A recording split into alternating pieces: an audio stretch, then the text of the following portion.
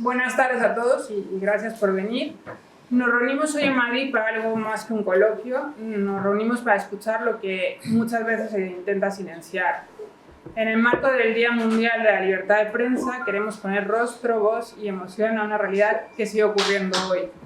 La persecución de periodistas por contar la verdad bajo el control y la censura de un gobierno autoritario. El título de este encuentro es Periodistas de Rusia valientes. Y no es casual, porque ejercer el periodismo en determinados contextos no es solo una profesión, es un acto de coraje. Hoy tenemos con nosotros a personas que han tenido que dejar su país o el país que les acogía, su vida y su identidad profesional tal y como la conocían por negarse a callar. Así que gracias a todos por estar aquí y principalmente a ellos por acompañarnos. Vamos a empezar por presentar a Mario Grande. La semana pasada Amnistía Internacional presentó su informe sobre la situación de los derechos humanos en el mundo, un informe anual que presentamos y donde, por supuesto, se mira a Rusia con mucha preocupación. Mario Grande es activista de Amnistía Internacional y, como tal, ha sido responsable de promover que Amnistía adoptara el caso del preso de conciencia ruso Alexei Gorinov. Es además un gran apasionado de la lengua y la cultura rusa y, bueno, se declara muy entristecido por la deriva autoritaria de Vladimir Putin. Entonces vamos a empezar por Mario haciéndonos un breve panorama de la situación de represión actualmente de los derechos humanos en Rusia. Bueno, buenas tardes. Es un honor y una responsabilidad tremenda hacer de telonero de especialistas y víctimas de la situación tan terrible que se vive actualmente en Rusia, ¿no? Lo que me puede tocar a mí apuntar aquí, porque quienes tienen que hablar son ellos, es marcar la preocupación o el enfoque de derechos humanos que adoptamos con respecto a Rusia desde Amnistía Internacional. Sabéis que el informe anual recientemente publicado está encuadrado en la perspectiva de la máxima preocupación de la tendencia mundial de las prácticas autoritarias. Prácticas autoritarias que se extienden, que se entienden entre sí, que ya van articulándose a nivel mundial y que no son algo accidental o algo que vaya a desaparecer de la noche a la mañana, sino que responden a una creciente separación, dicho así un poco grosso modo, entre la economía y la democracia, es decir, la quiebra del contrato social, en el sentido de que lo que busca estas prácticas autoritarias no es una represión puntual, ni siquiera en el caso de la prensa, sino perpetuarse en el poder. De ahí que la violación de los derechos humanos sea sistemática. Porque lo que están buscando en realidad es, y es la principal preocupación de Amnistía Internacional, es socavar la rendición de cuentas, es decir, que esto quede impune, porque lo que se está construyendo es destruir lo que hay para levantar no un nuevo orden, sino lo que podríamos llamar como las arquitecturas jurídicas de la impunidad.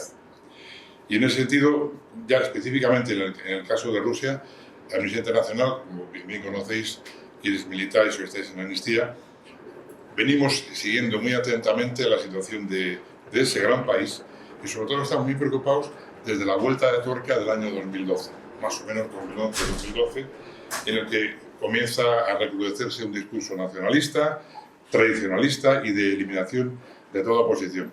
Es muy significativo, y con esto termino, porque tienen que hablar sobre todo ellas, muy significativo que en lo que son las prácticas autoritarias del caso de Rusia con por lo menos lo que podemos ver desde la Amnistía, es que el núcleo duro de esas prácticas autoritarias ni siquiera es el gobierno ruso, es la administración presidencial, que es la que corta el bacalao, como se suele decir. Y curiosamente, cuando enviamos cartas del caso de Alexei Gorinov, quien nos contesta no es el fiscal general, no es la comisionada de derechos humanos, no es la Duma, nos contesta el Servicio Federal de Seguridad, que es digamos, como el otro brazo, digamos, de ejecutor de estas prácticas autoritarias. Y también nos lleva mucho a entender, sobre todo a partir del año 2022, el comprender la naturaleza de esta guerra de agresión ilegal, ilegítima, brutal, absurda, que se está produciendo ahora mismo contra Ucrania. Y en ese sentido, es una preocupación de Amnistía, es si es que esta guerra, que no tiene ninguna justificación de ningún tipo aparte de todo lo que he dicho, de ser ilegal y ilegítima, si esta guerra no tiene algo que ver con que es funcional a la reproducción, o sea, que no es una locura de alguien, sino que es funcional a la reproducción del dominio de las élites rusas de hoy, ¿no? Y en ese contexto es donde ya enlazamos con la libertad de prensa unas leyes de censura de guerra que explicarán con detalle quienes lo conocen mucho mejor que nosotros, que son sencillamente brutales, que por decir una palabrita en contra de lo que está pasando en Ucrania te pueden caer hasta 15 años de cárcel, ¿no? Que es un poco lo que nosotros modestamente, desde lo podemos hablar después, estamos tratando de apoyar, ¿no? Por eso la importancia y el carácter estratégico de defender casos de periodistas rusos, de Mania Ponomarenko, de casos de Alexei Vigorinov, y todo, tiene una importancia estratégica, precisamente por lo duradero y lo fuerte que están siendo las prácticas autoritarias allí en Rusia. Y yo creo que con esto ya mejor que hablemos. Muchas gracias. Voy a presentar a nuestros ponentes, que son periodistas, y en el caso de Anastasia es defensora de los derechos humanos. Ha defendido múltiples casos relacionados con la libertad de expresión. Desde hace más de una década participa en iniciativas para impulsar candidaturas independientes en distintas elecciones en Rusia. En 2021 salió de su país debido a la intensa persecución que estaban sufriendo activistas contrarios a la represión del Kremlin. Es fundadora de una institución que se llama El Arca. Es una organización creada en 2022 para apoyar a los rusos que se han visto obligados a exiliarse del país. En 2023, por estas labores, fue declarada agente extranjero, que ahora nos va a explicar en qué consiste y qué consecuencias tiene. No puede volver a Rusia porque ha sido condenada a prisión in absentia, ¿es correcto?, por difundir noticias falsas sobre las Fuerzas Armadas rusas, que también nos va a explicar un poco esta acusación recurrente en muchos casos. Timur es periodista ruso independiente, actualmente exiliado en Madrid también, está especializado en periodismo de datos y trabaja para una organización que se llama OVD Info, que es muy interesante porque está enfocada en la defensa de los derechos humanos. Son un grupo de 400 abogados y 7.000 voluntarios. Trabajan en dos frentes, por un lado asesoramiento legal y por otro lado cobertura mediática, y fusionan estas dos áreas porque consideran que la información protege y que la atención de las redes sociales y del público pueden prevenir las violaciones de derechos humanos. Isabel Colás, a mi derecha, fue corresponsal en Rusia para el periódico El Mundo durante 12 años. En 2024 fue expulsada del país después de que se le denegara la renovación de su visado. Es autor del libro Putinistán, un país alucinante en manos de un presidente alucinado, que tengo aquí y que os lo recomiendo. Se trata de una crónica sobre el ascenso al poder de Putin y de su deriva autoritaria, sobre la violencia política y la apuesta por la guerra. Ya nos contará más él. En su carrera colaboraba además con otros medios como Onda Cero, 4 y Telecinco. Vamos a empezar con el bloque 1, en el que vamos a analizar cuáles son los mecanismos que el Kremlin usa para atacar la libertad de expresión. Y entonces, como os comentaba, Anastasia ha sido declarada agente extranjero. Entonces, quería que nos contaras tu caso, tu experiencia y cómo se utiliza este mecanismo. Muchas gracias. Es un momento importante para mí porque es mi primera presentación en español. Vivimos aquí con Timur desde hace 1 año y medio y estamos en exilio porque tenemos una presión de gobierno de Rusia y en diciembre de 2023 un ministerio de un gobierno ruso me puso en una lista especial de agentes extranjeros y mi proyecto El Arca también. ¿Y por qué? Porque yo hablé contra la guerra y porque di entrevistas a medios extranjeros y di mi expertise sobre los derechos humanos en Rusia para centros de expertos. Y ahora hay más de 1.100 personas en una lista de agentes extranjeros. Son periodistas, abogados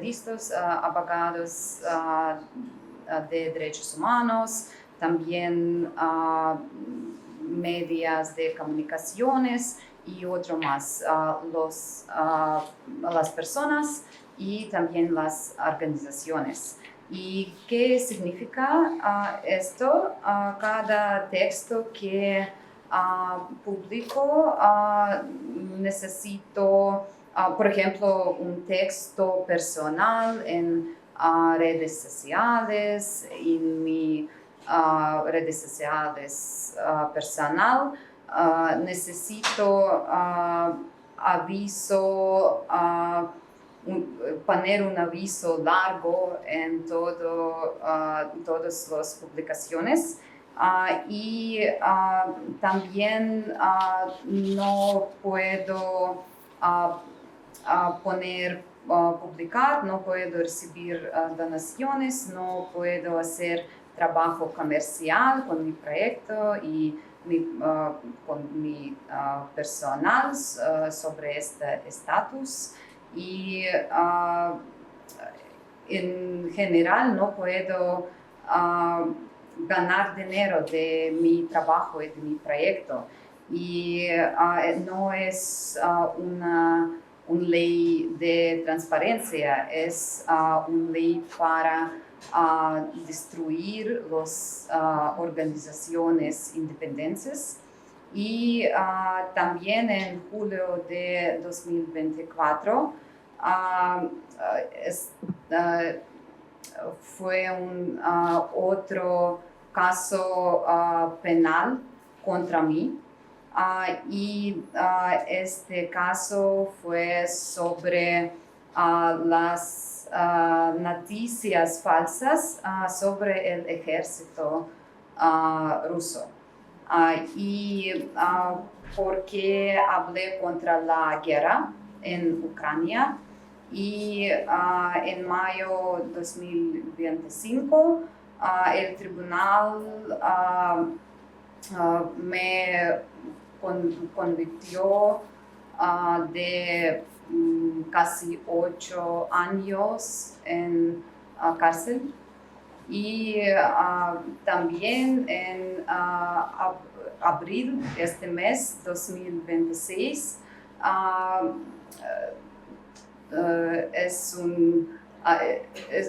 estuve otro caso y ahora soy un criminal de dos tiempos sobre mi estatus de agente extranjero también. Y el Interpol no aceptó buscarme porque dijo que mi caso es político, pero no estoy en seguridad. Por ejemplo, no puedo visitar países alrededor de Rusia, Armenia, Georgia, Turquía y otro más. Y en este caso tengo muchas limitaciones de mi vida porque dije la verdad sobre la guerra y proteger los derechos humanos. ¿Qué tipo de publicaciones? ¿Puedes poner algún ejemplo de publicaciones por las que se te ha condenado? Todas las publicaciones, por ejemplo, puedes escribir que no, por ejemplo, soportar la guerra o en mi caso publiqué en mi canal de Telegram privado que el ejército ruso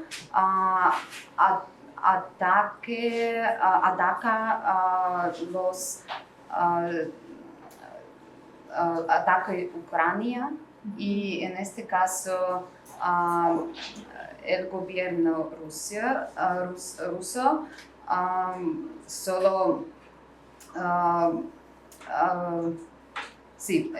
no es prohibido publicar algo contra la guerra sobre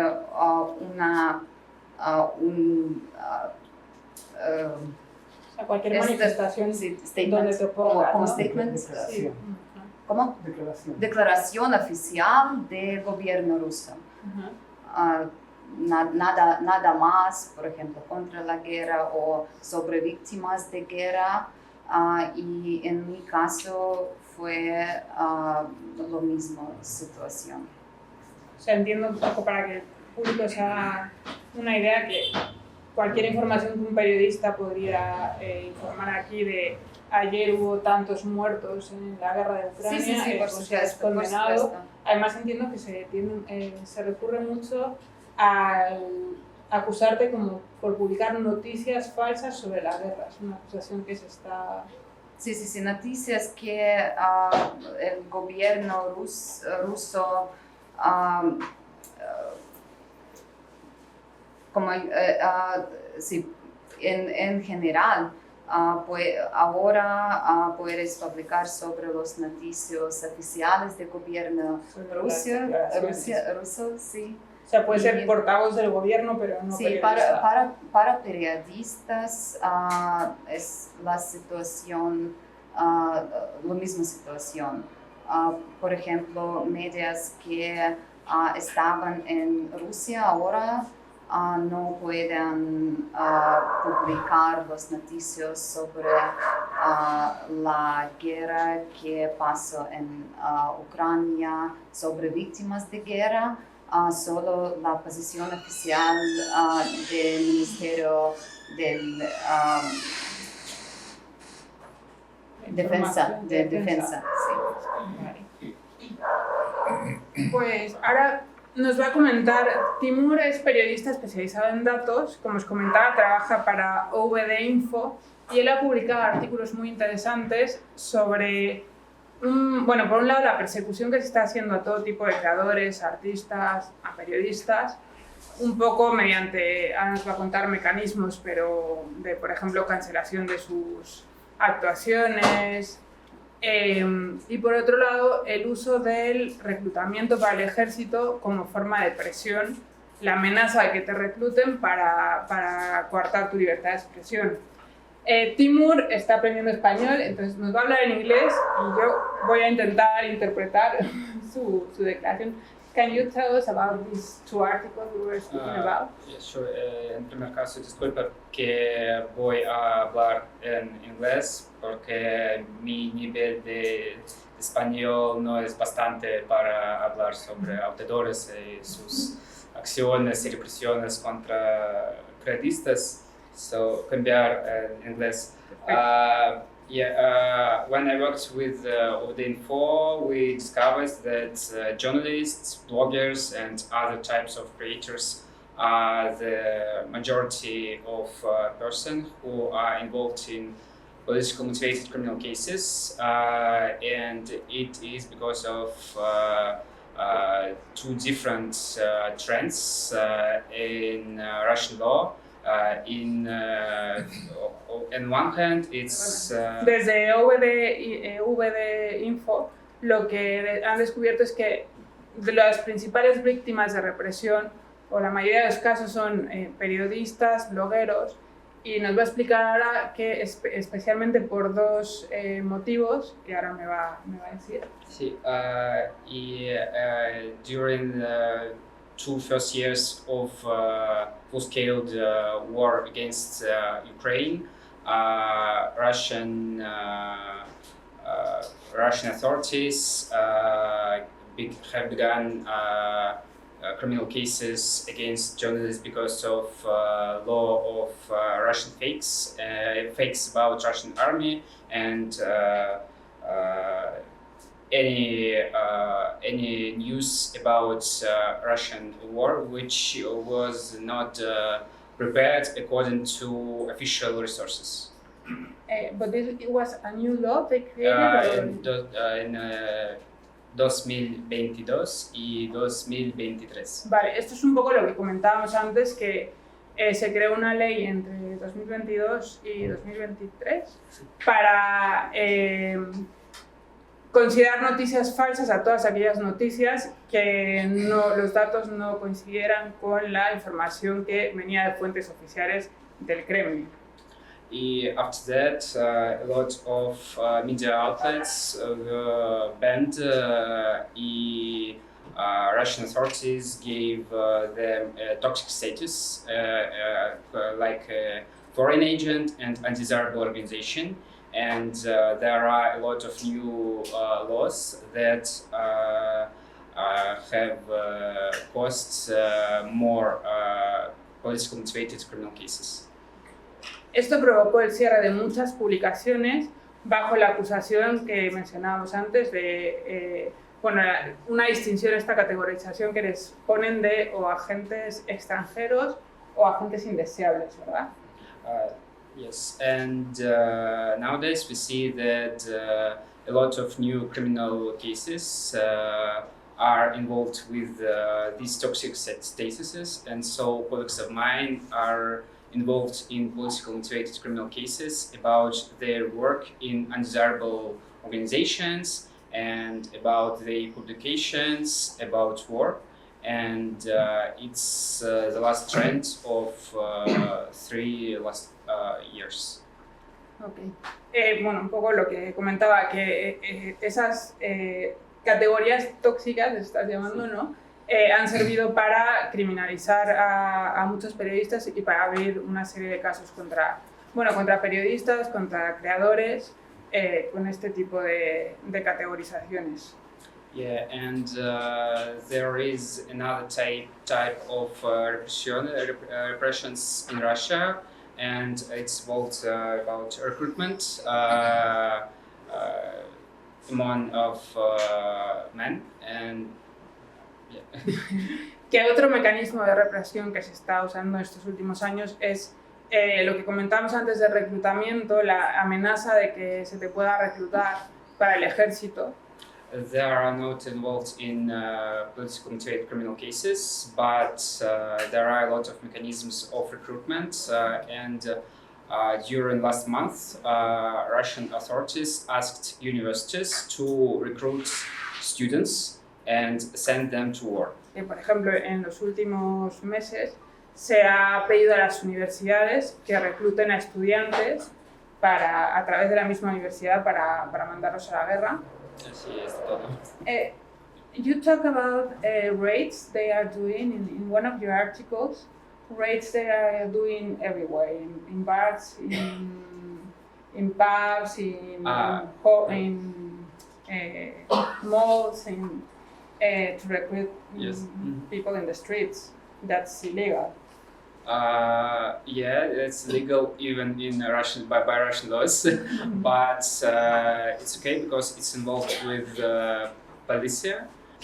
O sea, yo le comentaba que en uno de sus artículos hablan sobre redadas que se están haciendo pues un poco un similar a las redadas del ICE en Estados Unidos, pero en Rusia para reclutar. Entonces entran a centros comerciales, a bares y reclutan a los jóvenes que están ahí, que en teoría no funciona así. Si te llega una situación a tu casa, pero ir a la calle a buscar jóvenes, y eso se está haciendo, de hecho, en one of your articles. Yeah, and we need to say that it's that they took them for regular Russian army, not a contract one, which is fighting in the war, but there are a lot of mechanisms to recruit them by contract service, so they will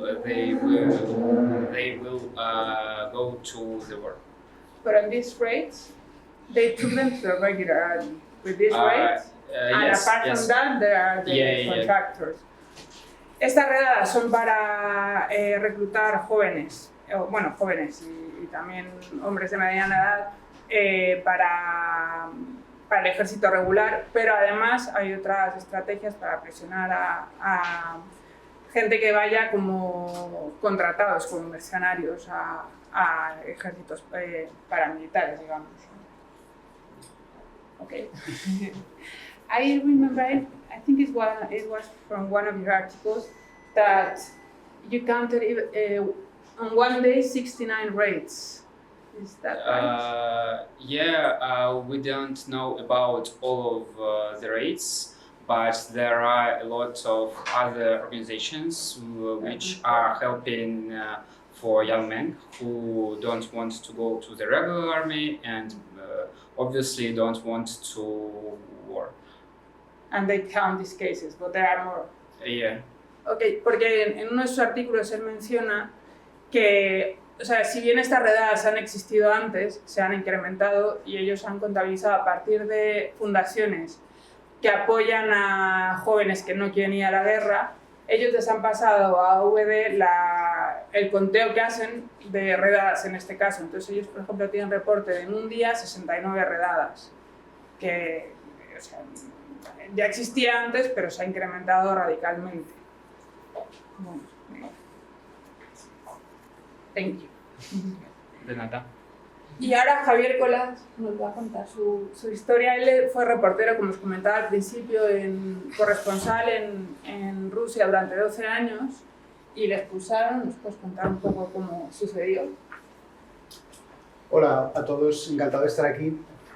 Bueno, como bien ha dicho, yo llegué a Rusia en el año 2012 como corresponsal del Mundo en Moscú y mis contactos con Rusia antes habían sido como estudiante desde el año 2004, verano del 2004, verano del 2005, una sucesión de veranos para estudiar la lengua rusa, ¿no? Sabía de qué iba el régimen, pero la verdad es que era un corresponsal con poca experiencia. Lo que me ayudó mucho como corresponsal, que fue un guiño del destino, es que justamente en el año en el que llegué yo, en enero de 2012, fue el año en el que, por desgracia para los rusos, empezaron a cambiar muchas cosas en el país, ¿no? A lo mejor el primer paso no lo dio precisamente el gobierno, sino que fue un resultado del paso del tiempo. Estoy hablando de una nueva generación de opositores, y tenéis a dos sentados aquí delante de vosotros, de gente muy valiente, como siempre ha habido en Rusia, pero también muy conectada como nunca a través de Internet, por fuera de los partidos políticos, conectando la calle, pero también con las provincias, lo de arriba, con lo de abajo, el interior de las casas, donde se ha hablado siempre en Rusia de todo, pero en la cocina, no en la plaza, como estamos más acostumbrados en Europa, etc., ¿no? Entonces, cuando llega eso, de repente hay muchas cosas nuevas encima del tablero. Así que, aunque era el más novato, no era tan novato como yo me esperaba, porque también para los corresponsales que llevaban más tiempo allí, pues había muchas cosas nuevas de las que hablar y de las que entender. ¿De dónde había salido ese tal Alexei Navalny? ¿Quién era ese otro chico que se llamaba Ilya Yashin? ¿Por qué todos eran tan jóvenes? Etcétera, ¿no? Como tenemos que hablar de represión, porque es obligatorio por el acto en el que estamos, lo que yo puedo aportar, porque ellos además, por ser rusos y por ser víctimas, lo tienen muchísimo más desmenuzado, pero yo a lo mejor intentaría aportar la perspectiva de cómo he visto yo cambiar al país, ¿no? Y si lo tuviese que resumir mucho en un par de ideas sencillas, sí que diría que la dictadura de Putin desde luego ha sido una dictadura de éxito, porque ha conseguido el principal objetivo de una dictadura que en algunos momentos es el único, que es durar. Una dictadura se parece mucho más a un grupo de narcos que a un país. No hay una proyección real sobre el futuro, menos todavía en una dictadura donde no hay un partido único, como es, pues, por ejemplo, en dictaduras comunistas, ¿no? Donde hay una proyección hacia el futuro porque hay una organización por encima de la persona.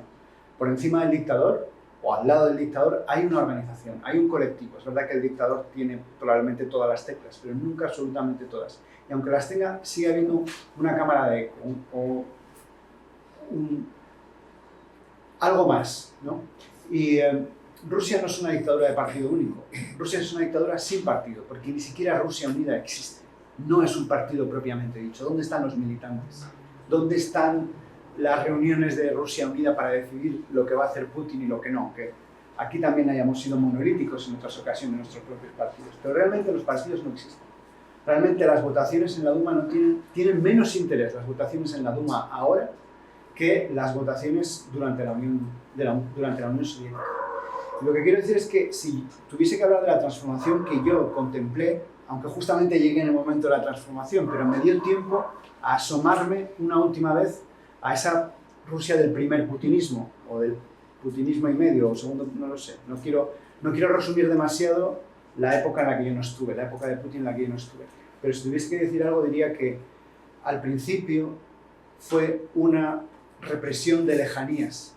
Se reprimieron cosas que estaban, el ciudadano vio que se reprimían cosas que estaban lejos de él, ¿no? Aquí apuntaba varios ejemplos para no enrollarme demasiado. En el año 2003, por ejemplo, 2002, la prisión para Jodorkovsky, 2003, ¿no? La prisión para Jodorkovsky, un oligarca que osó desafiar a Putin, que empezó a financiar a grupos de la oposición, etc., ¿no? En 2006, el asesinato de Anna Politkovskaya, por ejemplo, una periodista muy valiente de Novaya Gazeta, ¿no? Y otras cosas a lo mejor que no son tan conocidas, como la vez que un periódico lo cerraron porque se atrevió a publicar que Putin tenía novia, ¿no? Vamos un poco de lo grande a lo pequeño, pero si os fijáis, la mayoría de esas cosas fueron cosas que los rusos pudieron dar la espalda. Aunque estuviesen en contra, pudieron pensar que qué pena que le haya pasado eso a esa persona, pero esa persona no soy yo, es lo de siempre. Yo no era uno de ellos, ¿no? Así que el putinismo fue al principio una dictadura de bajo consumo. Yo lo llamo una dictadura diésel. Pocos muertos por kilómetro, pocos presos por kilómetro, ¿no? Y siempre gente que era muy valiente, seguramente demasiado. Gente que era muy destacada, seguramente demasiado. En Rusia, una vez un corresponsal me dio un consejo, me dijo: aquí puede ser el animal que quieras, pero no jirafa. No sobresalir demasiado. Puedes culebrear, incluso rugir, ozar, pero no sobresalir demasiado, ¿no? Y en lo que se ha ido transformando Rusia es una dictadura mucho más cercana, que va al contacto.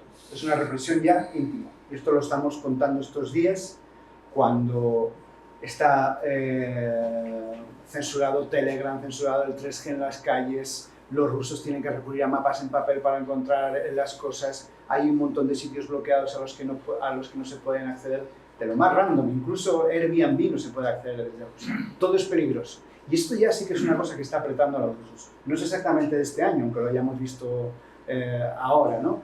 Lo que estábamos hablando antes de la falsificación, el delito de falsificación contra el ejército ruso, desacreditación, que es más o menos el mismo delito.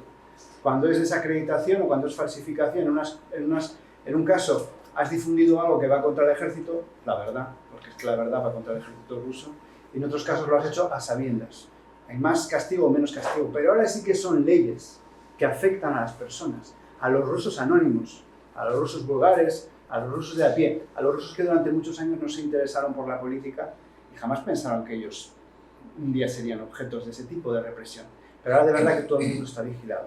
Así que un poco para resumir ese viaje en el que ha metido Putin a los rusos, no sé si a alguien de aquí le gusta la película Speed con Keanu Reeves.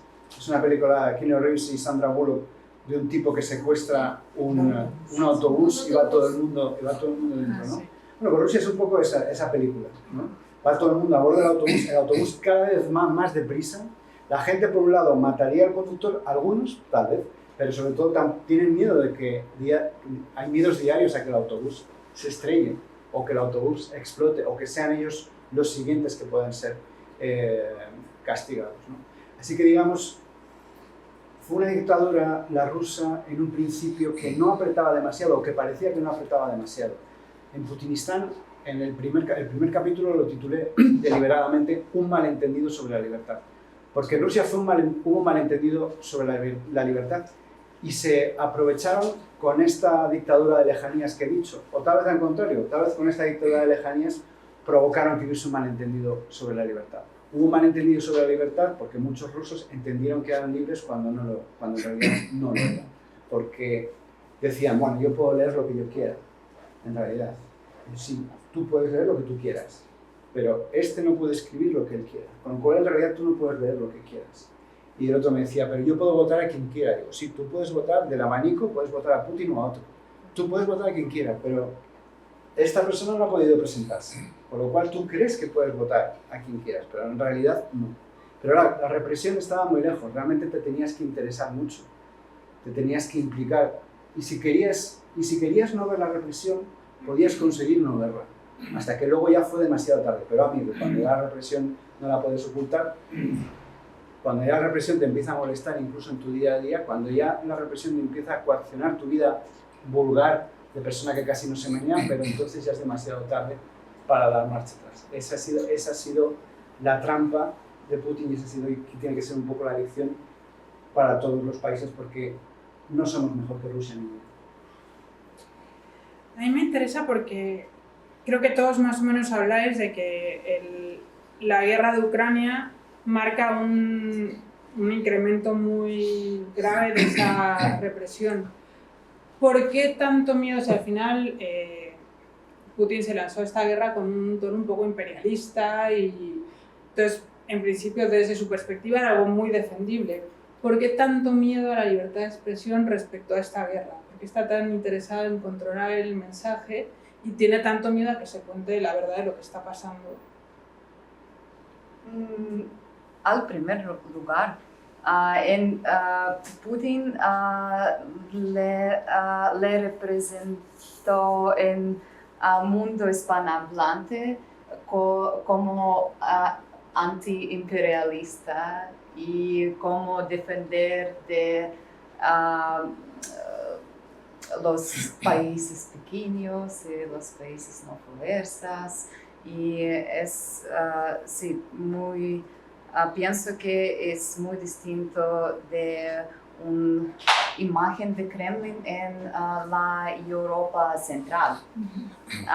Y sí, en este caso, por ejemplo, en exilio, la persona no se siente seguro también, porque, por ejemplo, nuevos casos criminales iniciaron del gobierno ruso, nuevas leyes adaptan ahora, y en este caso es una atmósfera de miedo en general, sí, en Rusia y en exilio también, en una población rusa-hablante. Pero, o sea, mi punto va más con por ejemplo, estas acusaciones de noticias falsas sobre el ejército, ¿no? Al final, cuando tú vas a una guerra y crees que va a ser popular entre tu población, esos datos de cifras de muerte o de... al final están un poco asumidos previamente. Entonces, ¿por qué tiene tanto miedo Putin a que los ciudadanos se expresen, por ejemplo, en redes sociales sobre pues, un post, ¿no? Sobre las muertes que ha habido la semana anterior? Vale, al primer lugar, mucha gente tratan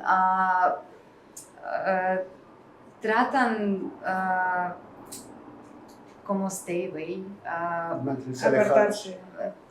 Sí, de política en general en Rusia, y el Kremlin trata crear una atmósfera de la vida normal en Rusia. En las ciudades grandes, por ejemplo, no hay una movilización grande de la guerra o algo más. Y en este caso, pienso que el Kremlin crea este silencio alrededor de la guerra, que es algo ahí, la guerra no está cerca de los ciudadanos de ciudades grandes, y en este caso, por ejemplo, bloqueando de internet,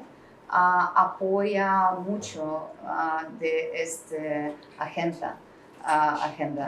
Y ahora desde hace un mes o 2 meses está un ataque de Internet grande, más grande de antes.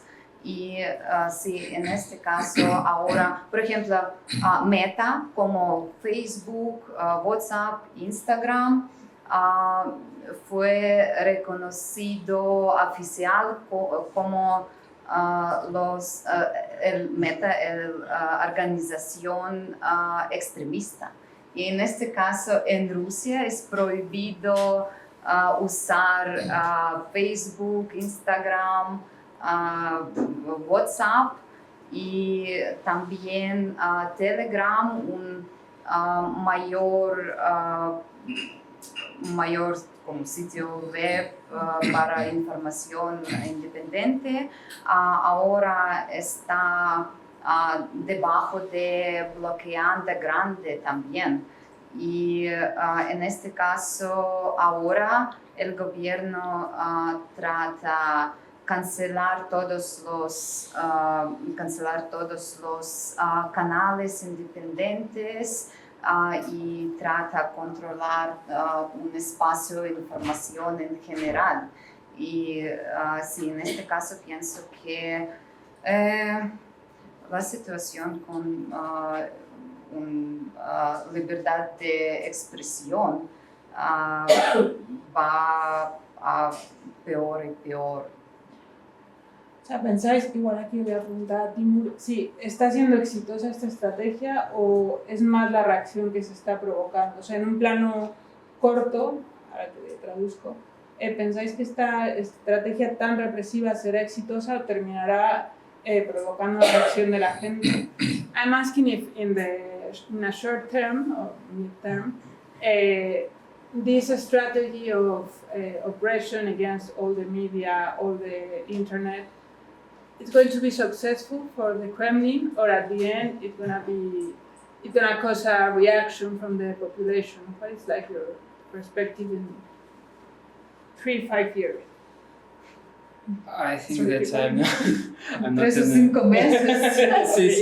Yes, I think that it's an optimistic point of view to observe Russia because, as Nasa said, we can think about not 3 months, but I think 1 or 2 weeks. Okay. So, yeah. Voy a traducir. Yo estoy preguntando en una perspectiva de 3-5 años y él me dice, eso es muy optimista. Pensamos, Anastasia ha dicho 3 a 5 meses, Timur dice 1 a 2 semanas.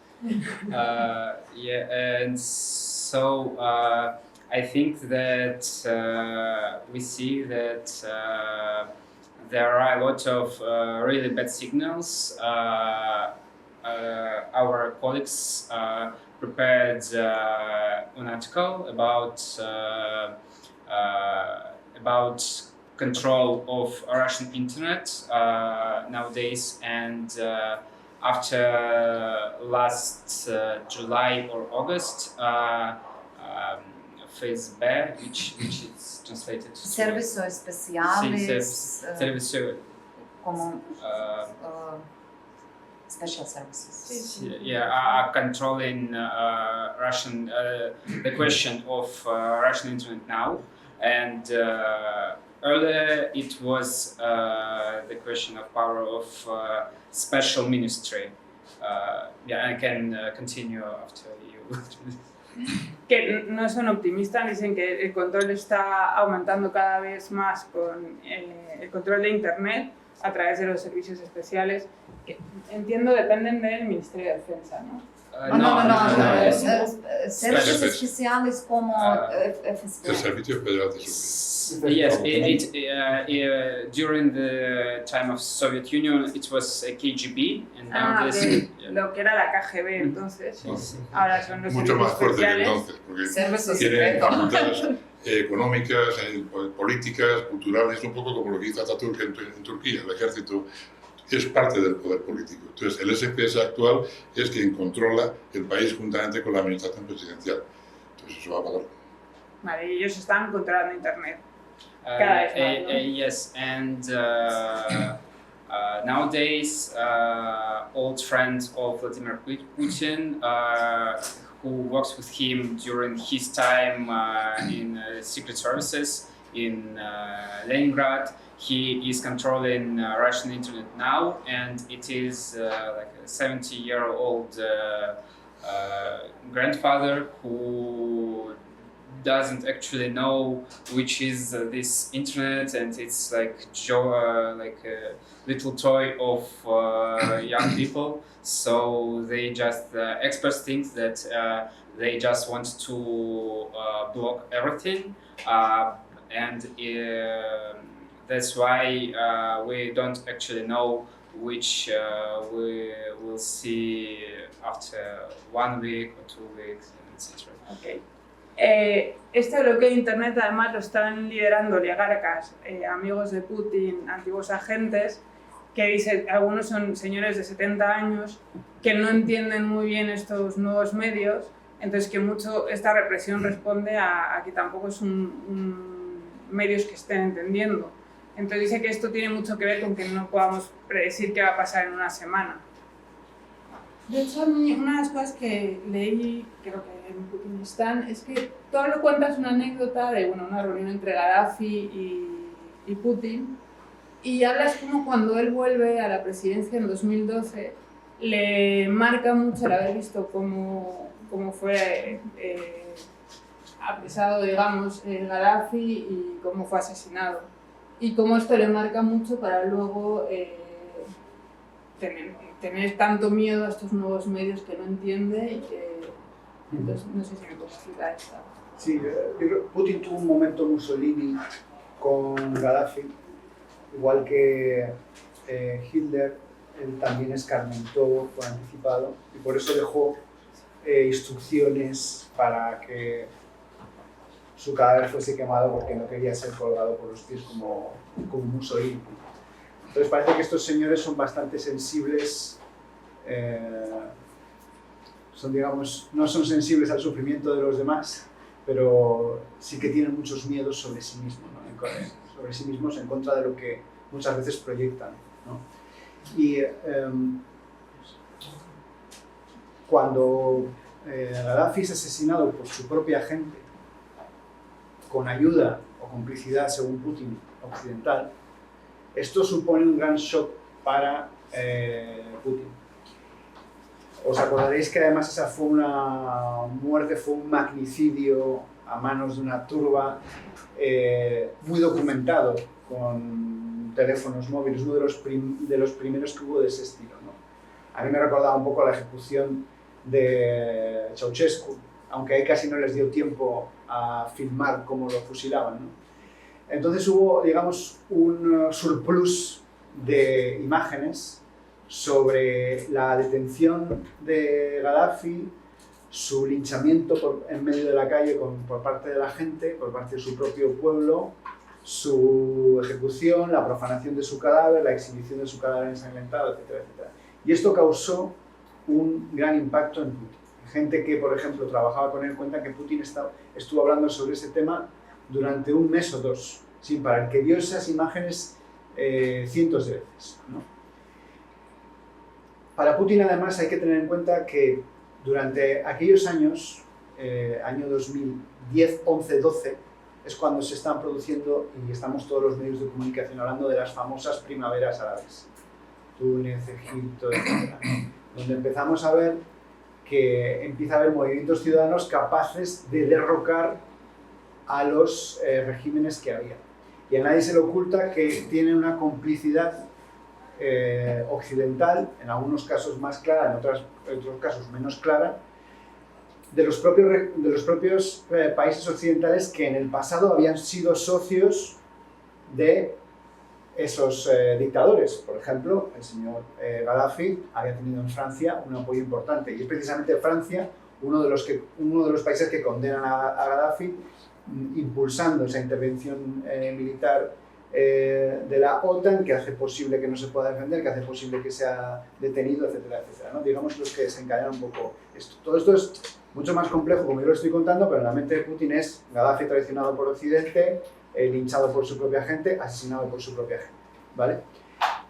en la mente de Putin, las primaveras árabes no le gustaron desde el principio. Y eso que no se lleva bien con toda la gente que estaba cayendo, con toda la gente que estaba cercada por su gente, pero no le gustaban desde el principio porque es muy partidario de la idea de soberanía. Detesta a algunos hombres fuertes, pero aún así les respeta, normalmente, no siempre, pero les respeta en su esfera de poder, ¿no? Piensa que cada país, cada uno en su casa, típico argumento de maltratador, ¿no? De, bueno, cada uno en su casa, lo que pasa en esta casa es cuestión nuestra y lo resolvemos ahí, ¿no? Pues es la misma lógica.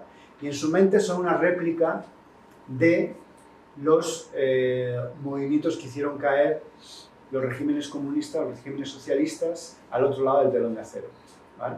La primavera, bueno, pues, Polonia, con Lech Walesa, Václav Havel en Checoslovaquia, etc. Como Hungría primero es la que empieza a cambiar en la caída del muro, etc. Recordemos que esto fue un shock para él, porque él estaba en aquellos años, cuando cae el muro de Berlín, él está en Dresde, en el destacamento, en el cuartel general del KGB en Dresde, que es Alemania socialista, y se ve cercado por una, no sé si llamarlo multitud, por un grupo de gente que entre todos los sitios a los que fueron también a la puerta del cuartel del KGB. Y eso le crea un shock al joven Putin, ¿no? Y el viejo Putin está viendo que está pasando algo parecido, que está pasando unas revoluciones en cadena que no se cree que respondan al hartazgo popular, sino que cree que alguien está. Entonces, en ese momento es cuando realmente empieza a pensar que su vida está en peligro, de alguna manera, ¿no? Y sobre todo cuando vuelve al Kremlin, recordemos que Putin había estado 4 años, había dejado eso en barbecho, porque la Constitución rusa le permitía presentarse solo 2 veces. Se había presentado en el año 2000 y en el año 2004. En 2008 no se podía presentar, entonces se presentó Dmitry Medvedev, su hombre de confianza, estuvo 4 años en el poder. Incluso el propio Medvedev, yo creo que se creyó que podría repetir. Angela Merkel se creyó que Medvedev podía repetir. Y algunos rusos pensaron que Medvedev a lo mejor podía repetir. No es que Medvedev fuese lo opuesto a Putin, no es que Medvedev fuese una especie de Adolfo Suárez. Lo que pasa es que a mí me lo explicaba una vez una rusa, me decía, no es que con Medvedev el presente fuese distinto, el futuro sí lo era. Porque había la idea de que a lo mejor si Medvedev volvía a repetir en el cargo, es decir, si volvía a presentarse Medvedev, pues después de Medvedev vendría otra persona que no sería Medvedev, como en cualquier país normal. Tenemos a lo mejor mucho Felipe, luego un poco de Aznar, luego Zapatero, bueno, va viniendo gente nueva. No se quedan los que están como si fuesen los inquilinos, los propietarios de una casa, ¿no? Y entonces, aunque Medvedev no tenía a la gente enamorada, mucho menos a los disidentes y la gente más liberal de Moscú, San Petersburgo y ciudades grandes, sí que es verdad que cuando Putin anuncia que me voy a volver a presentar, que vuelvo al Kremlin, hay un chasco muy grande. Entonces Putin lo que ve es que vuelve al Kremlin y ya le están llamando Hitler y le están diciendo que se tiene que marchar. Putin, raz, dva, tri, Putin ujadí, ¿no? 1, 2, 3, Putin márchate. El señor que acaba de llegar dice, pero ¿cómo se atreven? Y se lo está diciendo además la generación más favorecida de todo el putinismo. La generación que había crecido con los precios altos de los hidrocarburos, gente de Moscú, gente de San Petersburgo, guapos, guapas, jóvenes, con iPhone, con su iPad, con las cosas que no habían tenido los padres, con más libertad de la que habían tenido los padres. Dice, ¿y estos? Estos, ahora están con retratos míos con el bigotito de Hitler, diciéndome que me marche a mi casa. Y entonces es cuando eso le crea un shock. Bueno, es un shock inicial que después se convierte en una estrategia y yo creo que ahí es donde empieza el giro ultraconservador de Putin, alianza con la Iglesia Ortodoxa, represión de la propaganda gay, que todos decíamos, claro, pues aquí no hay propaganda gay, es como si persigues la propaganda gay en una película de Paco Martínez Soria, ¿no? Pues era una película de Paco Martínez Soria, ¿no? Y yo digo, pues ¿para qué? ¿No? Y luego ya vimos para qué, ¿no? Un experimento social, de decir, bueno, vamos a ir para un grupo concreto, vamos a ir a un grupo concreto con la tolerancia, la aquiescencia o la indiferencia del resto, ¿vale? Y así todo el mundo entenderá que podemos ir a por cualquiera y en cierta manera lo están validando. Y ese es el giro del año 2012, donde la dictadura deja de ser menos diésel empieza a consumir más. Cada vez hay que reprimir más para que esté la calle igual de lo que estaba antes. Y ahora estamos ya a 200 y pico por hora. O sea, estamos consumiendo gasolina de lo lindo. Estamos haciendo leyes todavía más crueles, controlando, molestando a mucha más gente, asustando a muchísima más gente. Está la gente aterrorizada, la gente no quiere hablar de determinadas cosas por email, la gente tiene miedo incluso a hacer transferencias bancarias, es mucho más difícil entrar y salir, los libros están censurados con tachones negros, como que esto ya parece una película distópica, ¿no? No tiene nada que ver con la dictadura disimulada. Yo nunca quiero edulcorar el putinismo, pero sí que es verdad que era una dictadura que disimulaba, trataba de no despertar a la masa. El putinismo siempre fue, esto lo digo muchas veces, la desmovilización de la mayoría y la inmovilización de una minoría. Es decir, a una minoría la cogemos y la estrangulamos, y a la mayoría simplemente la desmovilizamos. Es verdad que es un país muy desmovilizado, donde a la gente la convencieron de que tú no te metes en política y la política no se mete en tu vida. Había un contrato social tácito, que nunca se dijo, pero que todo el mundo me entendía, y al final se rompió ese contrato social, pero cuando se rompió, por supuesto, ya era demasiado tarde. ¿Me está pidiendo la palabra? Sí, indudablemente las revoluciones árabes tuvieron importancia, ¿no? Pero habría también que tener en cuenta las revoluciones, ¿no? Pero sí las grandes manifestaciones de Bielorrusia y de Kazajstán en el año 2011-2012, que esas sí que aterrorizaron a la nomenclatura rusa, porque era la rebelión dentro, no era a 4.000 kilómetros, y era cuestionarlo todo, ¿no? Yo creo que eso también habría que tenerlo en cuenta, ¿no?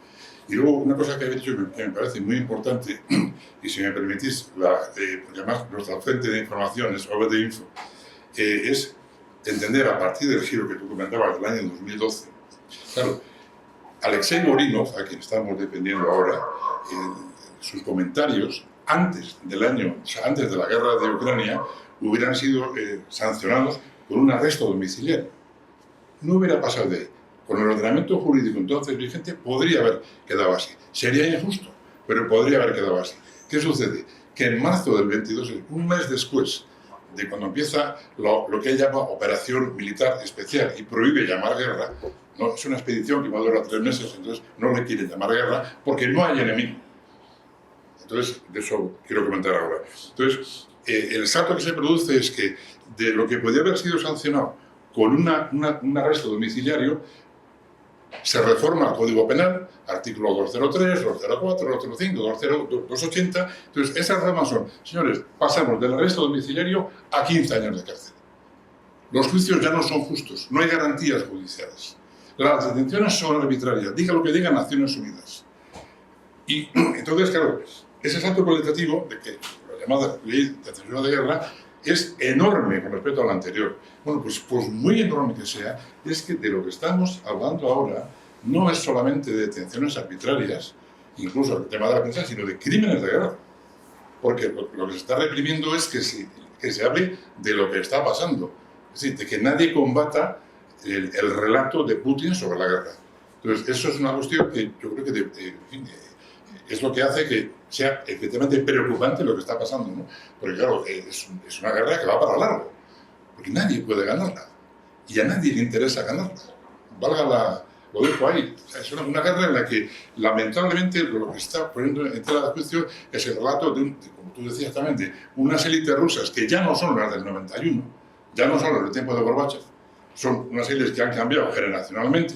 Los intereses de los sectores que están con las materias primas o con las tecnologías son diferentes, y entonces, claro, el propio Putin ya tiene que manejarse de otra manera, y por eso se ha dictado, me ha gustado, lo que comentaba esa dictadura que era, no sé qué decía, que era como para nadie o simpático, que efectivamente es así, ¿no? Que parece que no va a ningún sitio, pero tiene una lógica implacable, que es perpetuarse.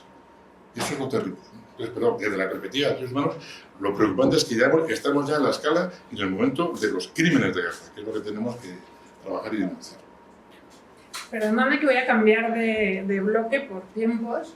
Precisamente como hablas de que es una guerra que va para largo, quiero que me contéis un poco qué es vivir en el exilio y cómo os planteáis, desde cómo es arrancar de repente, salir de tu país y tener que empezar de cero, y cómo os planteáis, pues precisamente porque es una situación que se prolongue bastante tiempo, cómo os planteáis vuestra vida en España o en otro sitio. Empezar. You understood? I want to know what. Okay. As this situation may last too long, how is starting in a new country and being exiliated, and what are your expectations for the next 5 years, 10 years as a journalist? Again, it's optimistic point of view, but it is hard to work from exile, and because of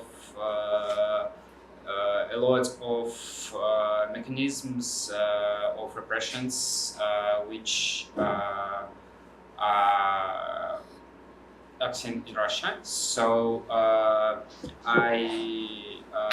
can't think about my experience in exile, but I can talk about my work and how it was changed. No.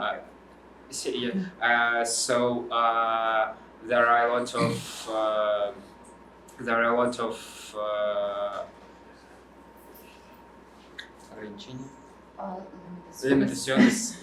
limitations. Yes, because as I said earlier, media outlets are banned in Russia, and they have toxic statuses. And when I work with Bueno, trabajar desde el exilio es muy difícil como periodista, precisamente por las restricciones y las limitaciones que hay a los medios, como decíamos antes, con estas categorías tóxicas que se les han adjudicado.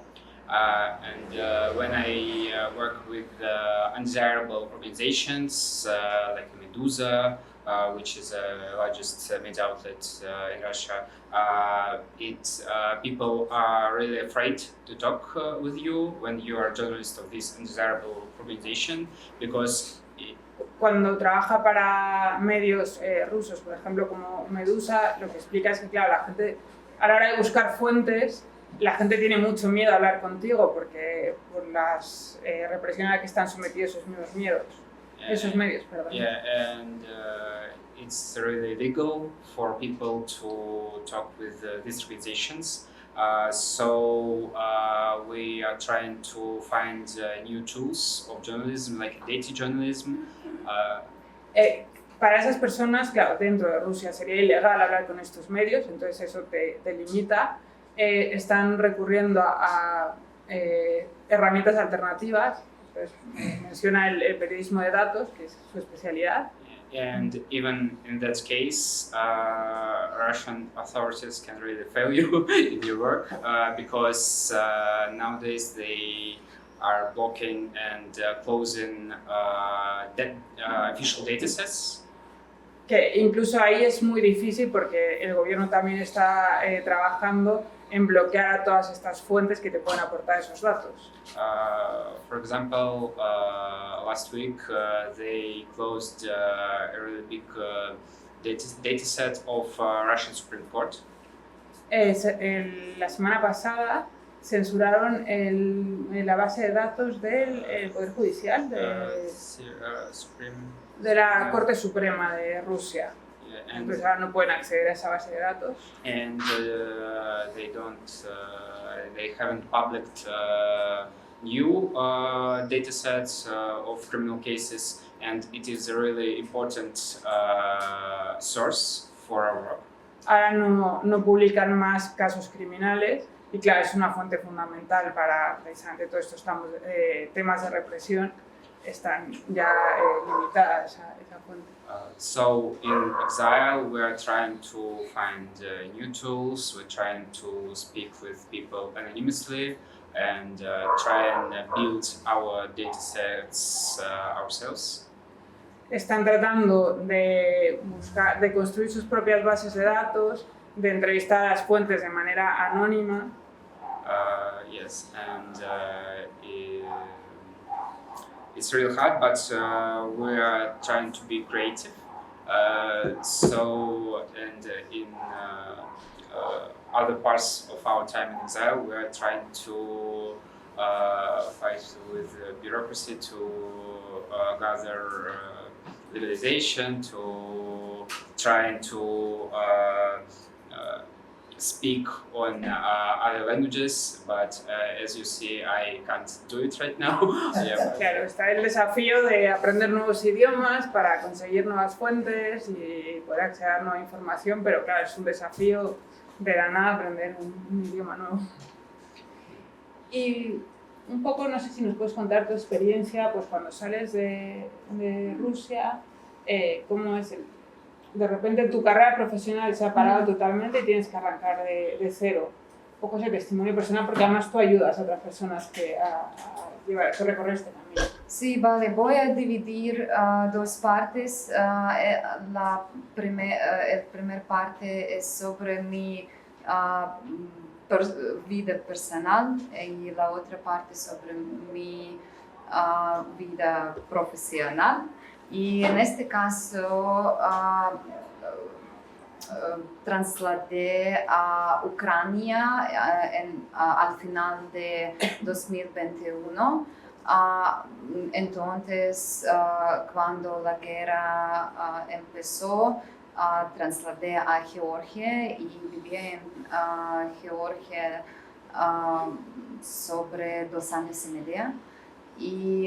Pero Rusia empezó una presión del gobierno de Georgia y ahora Georgia no es un país seguro para exilios de Rusia, y en este caso trasladé a España, a Madrid en mitad de 2024, y no tengo un lugar que puedo sentirme seguro sobre mis casos criminales, sobre atención de gobierno. Por ejemplo, fue una investigación de el periódico sobre la casa rusa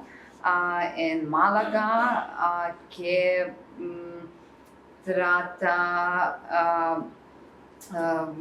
como seguir de personas exilios, sus actividades, personas que, por ejemplo, salen contra la guerra, participan en demostraciones y algo más.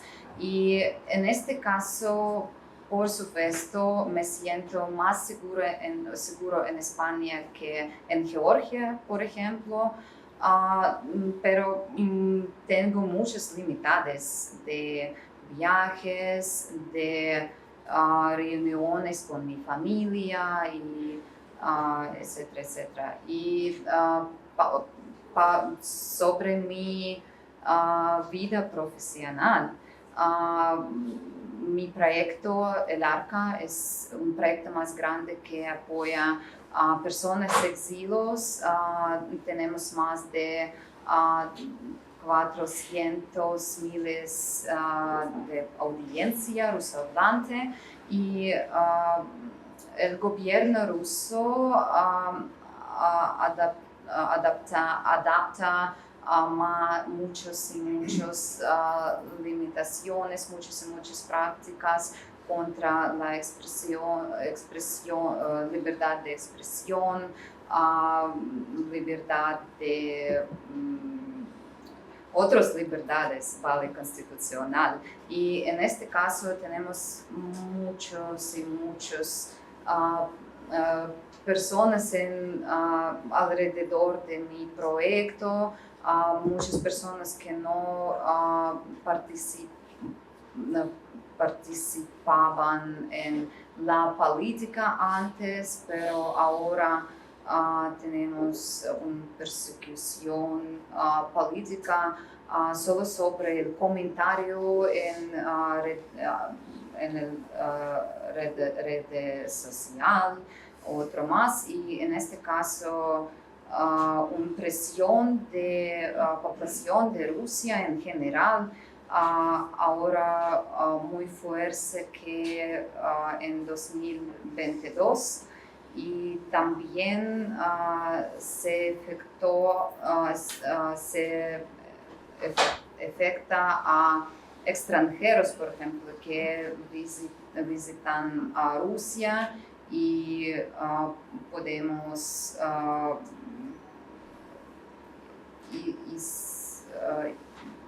como hostages, Albergar o... ¿cómo? Rehenes. ¿Cómo? Hostages, rehenes. ¿Rehenes? ¿Sabes? Sí, como rehenes de Putin para cambiares políticos, después de agentes, por ejemplo, Pablo González o otra persona. Extranjeros que van a Sí, Rusia y sí, pueden ser y captados.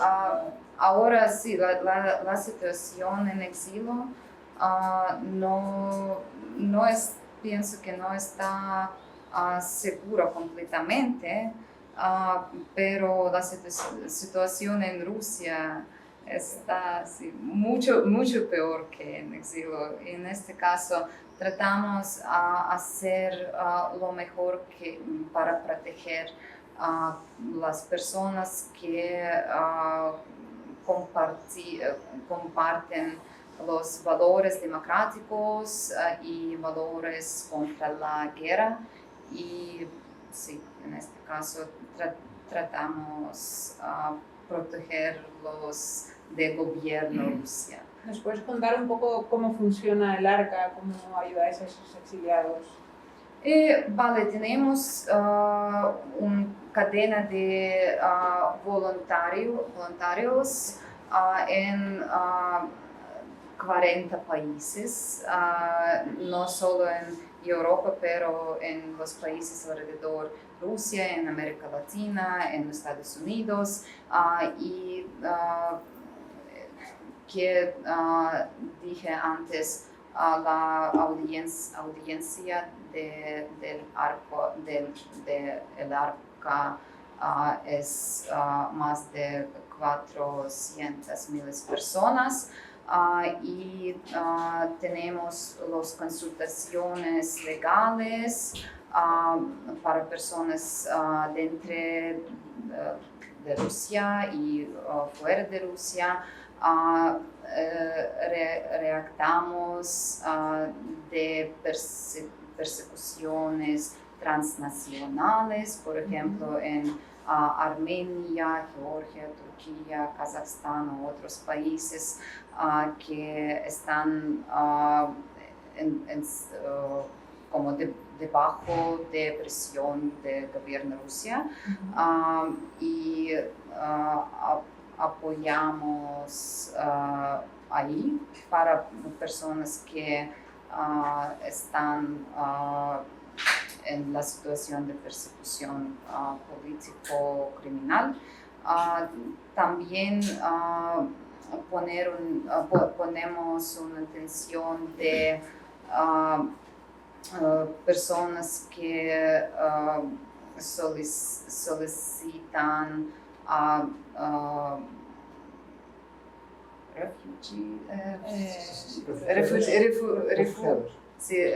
personas refugiados en Unión Europea, asilo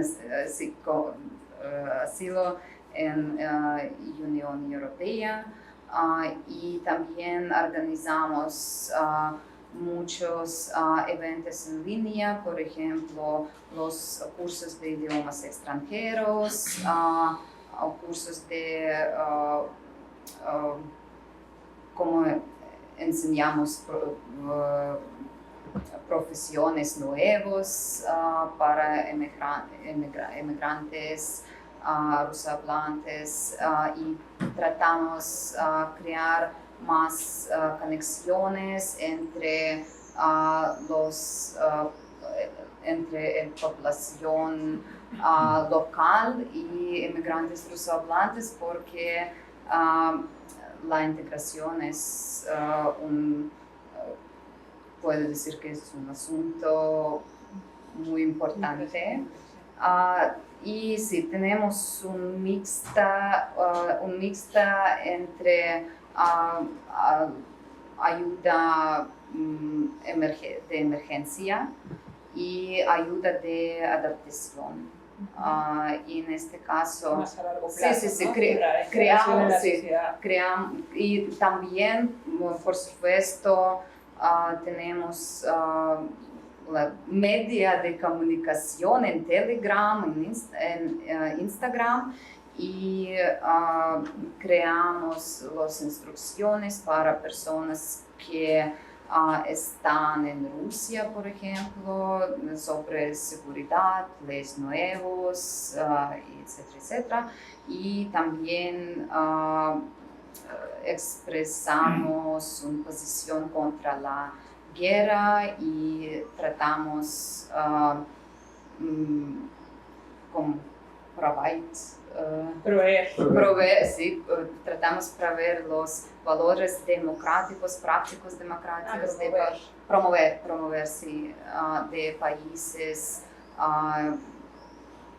como Occidente, sí. Bueno, occidentales, y pienso que es una parte muy importante de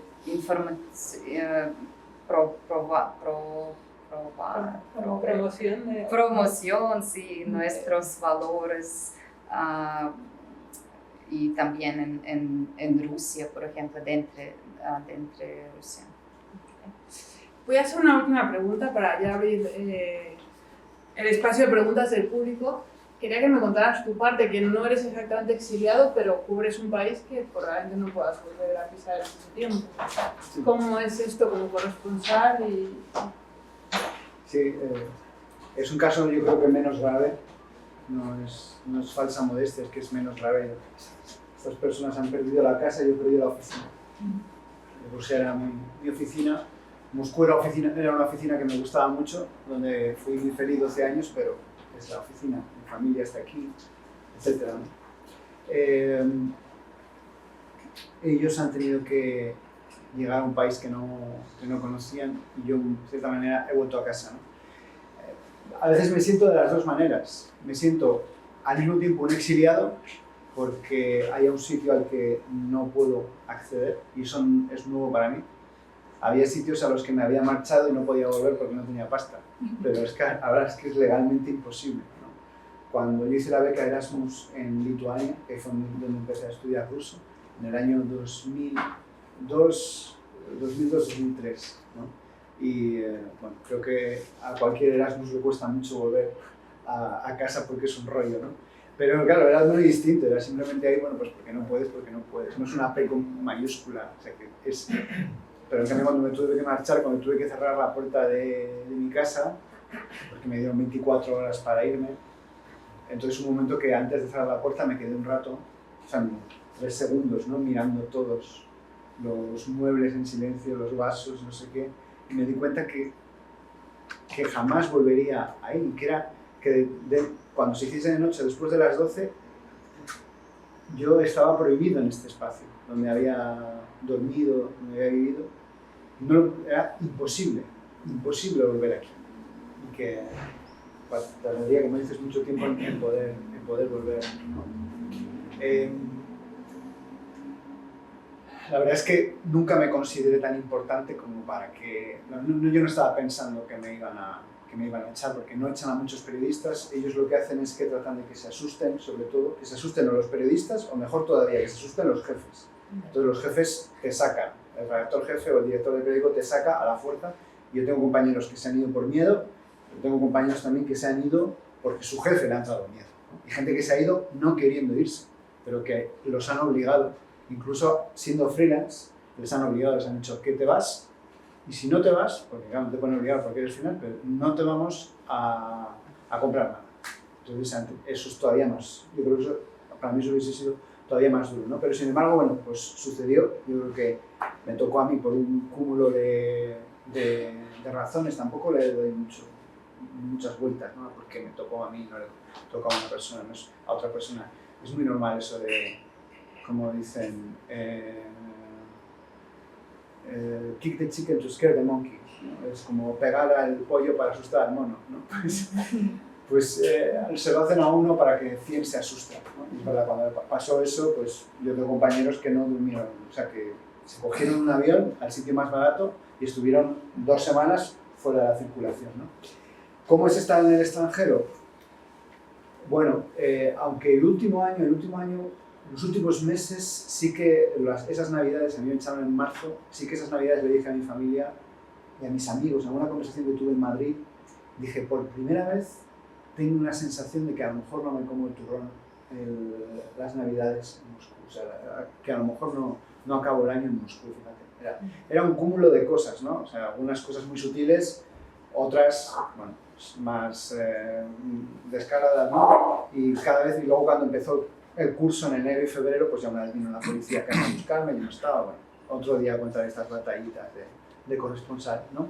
Pero sí que cuando alguna vez hablábamos entre nosotros, entre los corresponsales, de que a lo mejor alguno nos echaban, yo pensaba en mí, sí que pensaba que cuando empezó la guerra a gran escala, la invasión a gran escala de Ucrania en el 22, muchos periodistas rusos, todos los periodistas rusos independientes, críticos, habían sido forzados a irse.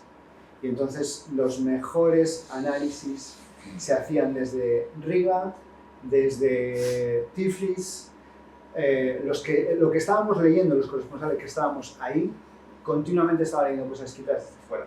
Y yo pensé, si ellos pueden hacer eso, esa gente a la que tantísimo respeto, de medios como Novaya Gazeta, como Medusa, como Dost, si ellos pueden hacer eso, entonces yo también. Porque además, en mi caso, no va a ser tan traumático como gente que se ha ido de su país. Recordemos que los rusos, cuando se tienen que marchar por miedo, por precaución de su país, cuando cruzan la frontera, son muchas veces enemigos de esos países. Que son tratados por alguna gente como enemigos, por ejemplo, si cruzan la frontera con los bálticos. O son tratados también como gente a la que hay que tener vigilados, si en el caso contrario van a Georgia, por ejemplo, que es un régimen amigo de Putin. Es decir, parece que no hay ningún sitio, su tarjeta de crédito deja de funcionar en cuanto cruzan la frontera. Que desde que empezó la guerra, las tarjetas occidentales no funcionan en Rusia y las tarjetas rusas no funcionan fuera. Yo conozco a gente que cruzó la frontera con una caja, con una jaula del hámster aquí y las maletas, un poco de cash porque sabían que la tarjeta no funcionaría y ya veremos lo del visado. Ya veremos lo del visado, porque aunque se trataba de un periodista bastante importante, a ver cómo lo solucionamos, ¿no? Entonces, por cerrar, quería leer unas palabras de cuando empezó la invasión a gran escala de Ucrania. No te asustes, solo 3 frases. No te preocupes. Kirill Martynov, que bueno, hay gente que es fan de Kirill Martynov, hay gente que no es fan de Kirill Martynov, ¿no? Pero al fin y al cabo es el redactor jefe de Novaya Gazeta, uno de los principales periódicos independientes, ¿no? Y cuando empezó la invasión a gran escala de Ucrania el 24 de febrero del 22, pues el 25 de febrero del 22 él publicó este tuit, dijo: mantened la cordura, no os quejéis, rehusad ayudar a los criminales de guerra de cualquier manera, autoorganizaos. Vamos a perder nuestros trabajos, nuestras ilusiones, nuestra patria, pero eso sigue sin ser nada frente a lo que les está pasando ahora a los ucranianos. 25 de febrero del año 2022. Y es unas palabras de Kirill Martynov que yo las tengo muy presentes. Bueno, no estoy yo en primera posición aquí, ¿no? Entonces, si Kirill Martynov, el día que empezó esto, que estaba completamente en la diana porque sacaron las leyes de censura al día siguiente, si él escribió esto, pues yo también tengo que actuar conforme a esta lógica, ¿no? Y ahí lo dejo. Kirill Martynov. Muchas gracias. Y ahora sí, tenéis preguntas que nos queráis hacer. Hay una estimación fidedigna, más o menos, de cuántos muertos hay rusos en la guerra. Pienso que no hay una información, vale, la verdad no es una información del gobierno ruso. Es una información escondido oficial, pero hay un media de comunicación, media zona, que, por ejemplo, encuentra publicaciones en medios sociales rusos sobre los muertos en las ciudades pequeñas, por ejemplo, y ahora el número es No recuerdo.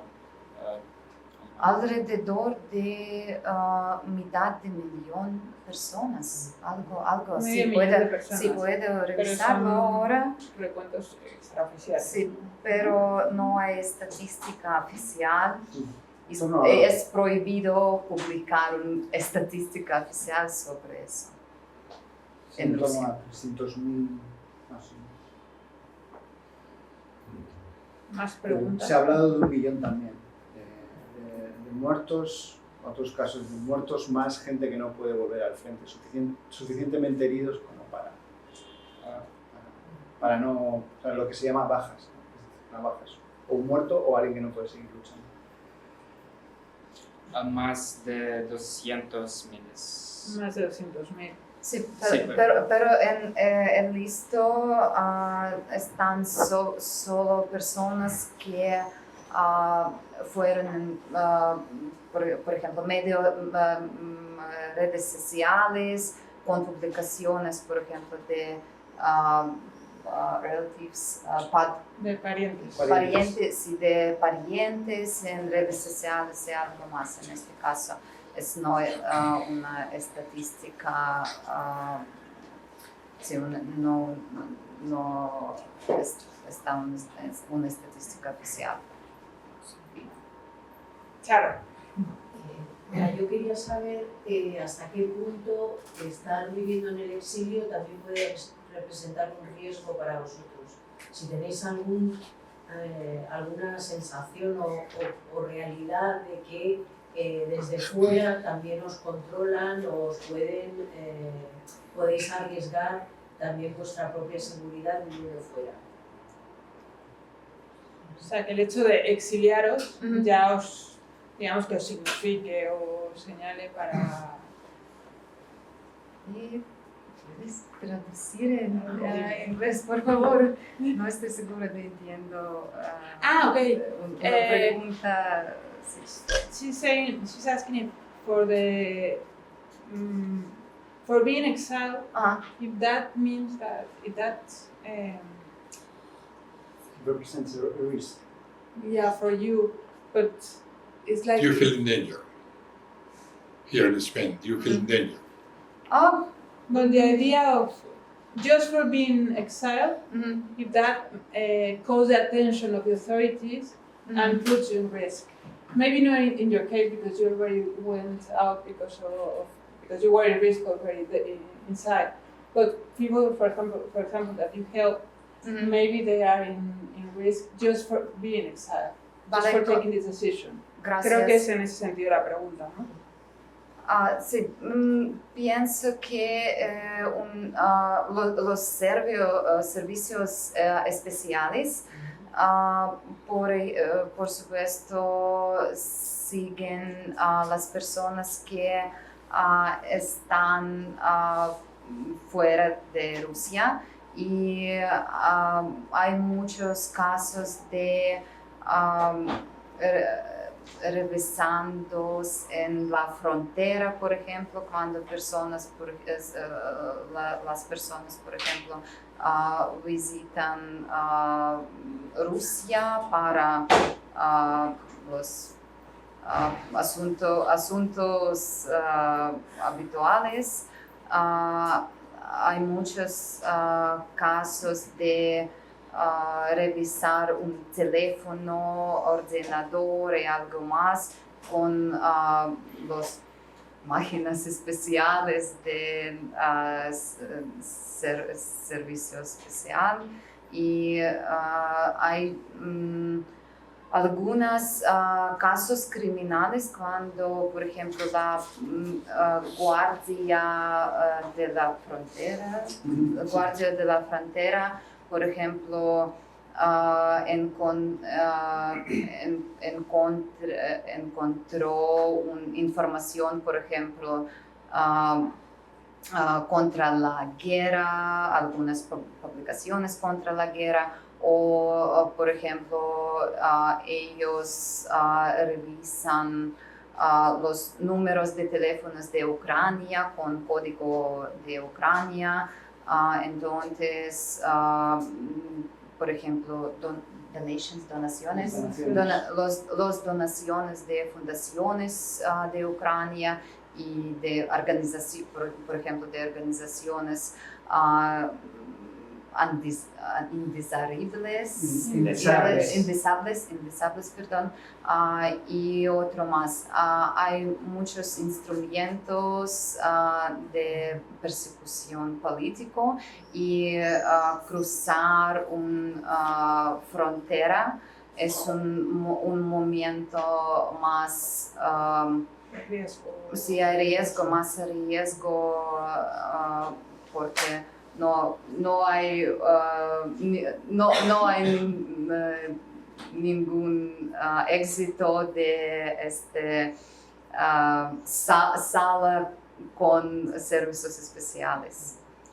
Y hay países peligrosos también, como Kazajstán, donde la policía local puede enviar a las personas en exilio a Rusia.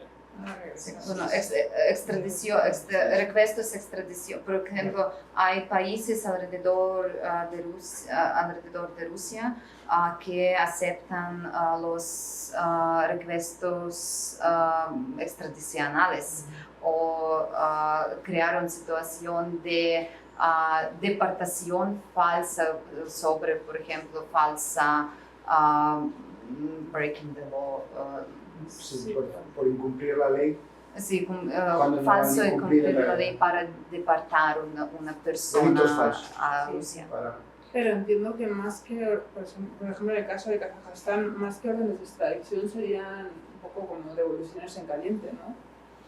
Bueno, pero en ese caso son personas que han entrado legalmente en Kazajstán, con lo cual no tienen por qué ser. Lo que pasa es que bueno, pues siguen las instrucciones y los principales miedos que hay entre muchos rusos que no vuelven a su país es ir a estos países, incluso en algunos casos sobrevolarlos. Porque también ha habido algún caso de Bielorrusia, donde han hecho aterrizar a un avión donde viajaba un disidente que no iba a parar en Bielorrusia, pero sobrevolaba el espacio aéreo. Yo tengo amigos, por ejemplo, que no cogen un vuelo que sobrevuele Rusia o socios de Rusia, lo cual es a veces complicado si te vas de vacaciones a, no sé, pues a Japón o imagínate. Y eso pues es para mucho tiempo, ¿no? Y también hay un buscando separado entre los países como Kazajstán, Kirguistán, Armenia, Bielorrusia. Por ejemplo, España sigue solo los requestos de Interpol, pero estos países siguen los requestos de Rusia directamente. Y en este caso no hay ningún revisar sobre motivos políticos o algo más en este caso, pero tenemos en general ahora personas de Rusia, tenemos las opciones limitadas, por ejemplo, en caso de emergencia pueden solo como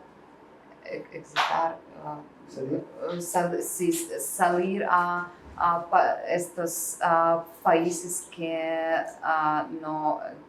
están no seguros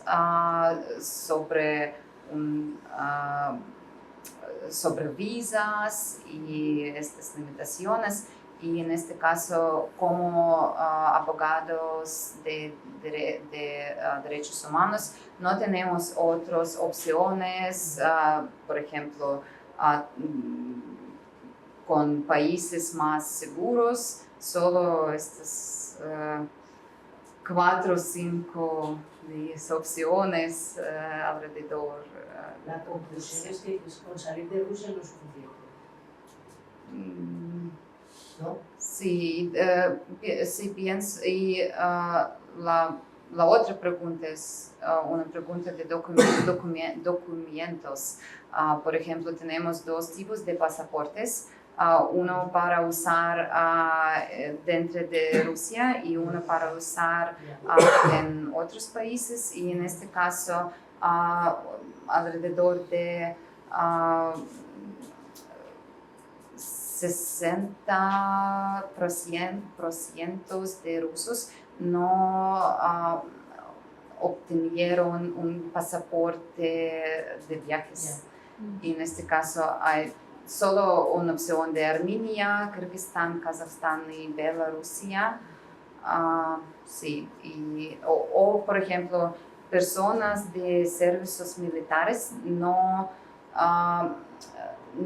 tienen un pasaporte para viajar, y en este caso, por ejemplo, por proyectos que ayudan deserters de servicios militares de Rusia, se tienen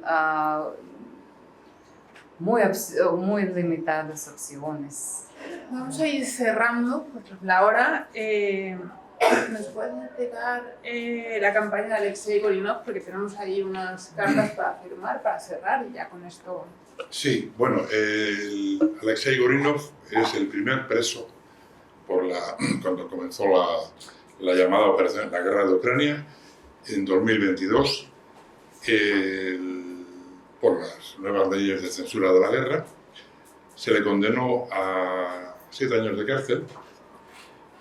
Fue después, tuvo una prisión cercana a la capital, a Moscú, y posteriormente, estando ya en la cárcel, pues ha sido recondenado 3 años más, porque se han sacado de la manga que un compañero, delator, en definitiva, de prisión, un delincuente común acusado de violación, pues testificó ante un tribunal militar que Alexei Gorinov había denunciado o había hecho algún comentario más hablando de la guerra, denunciando la guerra, ¿no? Cosa que no era cierta, porque Gorinov no hablaba con él, en primer lugar, y en segundo lugar, porque quedó absolutamente desmentido en el juicio. Bueno, pues el tribunal no lo tuvo en cuenta y le condenaron a 10 años de cárcel. Entonces, desde septiembre de 2024 que tuvimos conocimiento aquí en AIM del tema del caso de este preso de conciencia, el grupo local nuestro, el de Moratalaz, estamos aquí 3 miembros de ese grupo, pues lo adoptamos, y aquí mandamos regularmente cartas a las instituciones más representativas y las que pueden, digamos, hacer algo al respecto, ¿no? Y hemos comprobado precisamente que ni la Duma ni la Comisionada de Derechos Humanos van a hacer o tienen el menor margen, y detectamos en las respuestas cierto cambio. Porque antes nos contestan más o menos cada 2 o 3 meses contestan. Y es curioso, al principio la respuesta era casi telegráfica, diciéndonos, pues básicamente, si usted quiere reclamar, si usted quiere recurrir lo que está sucediendo, estos son los cauces. Seguimos insistiendo, nosotros no somos ciudadanos rusos, nosotros no queremos intervenir en el proceso, queremos que lo liberen. Entonces, bueno, pues entonces ustedes lo que tienen que hacer es documentarse bien para poder... No, si nosotros estamos perfectamente documentados. Entonces, ahora lo que dicen es, bueno, pues nosotros no le vamos a dar más información.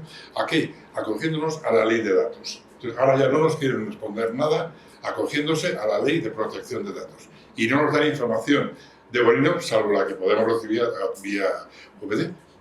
Entonces, seguimos mandando estas cartas. También hemos mandado cartas por el caso de María Ponomarenko y por Ilias en su momento, y por varios más. Y este es el caso que tenemos ahora. O sea, que quien quiera sumarse, pues bienvenida y bienvenido será para apoyar, digamos, para reforzar el caso. Pues os invitamos a firmar las cartas que tenemos ahí. Muchas gracias por vuestras palabras, por vuestra opinión. bueno, esperamos seguir conversando sobre Rusia y seguir dando visibilidad a las personas exiliadas. Muchas gracias.